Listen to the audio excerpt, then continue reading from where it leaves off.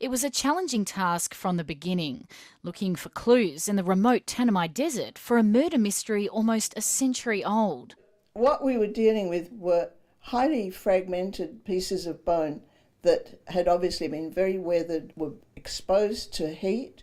There's long been academic argument over claims of mass killings of Aboriginal people during white settlement. Archaeologist Pam Smith decided to see if modern science could help settle the dispute. She and a team of forensic scientists were invited by remote Aboriginal communities to examine the sites where people were said to have been shot and burned in the early 1900s, among them Sturt Creek. Locals say that more than a dozen people, including children, were rounded up and murdered in 1922 by police investigating the killings of 2 white station workers.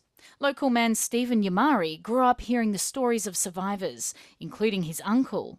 They were tied up. They broke away and they're telling the mothers, we got to get away and run.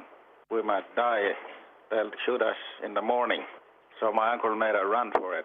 He swam across the river. But the stories were hard to prove as the deaths were not investigated.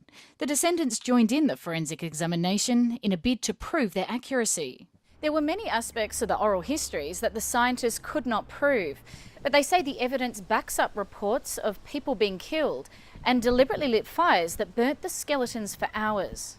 It provides the people who belong to the dissent group with support for their oral testimony. It's very important that to us that our people died in that land, and what they did to our old people. A database of massacre sites has found anecdotal evidence of more than 30 different incidents in the Kimberley alone, although the claims are disputed by some historians. I think it's an important piece of the jigsaw puzzle to be reconciliation, to have the truth on the table. It's hoped the techniques will be able to be applied at other contested frontier conflict sites. Erin Park, ABC News, Broome.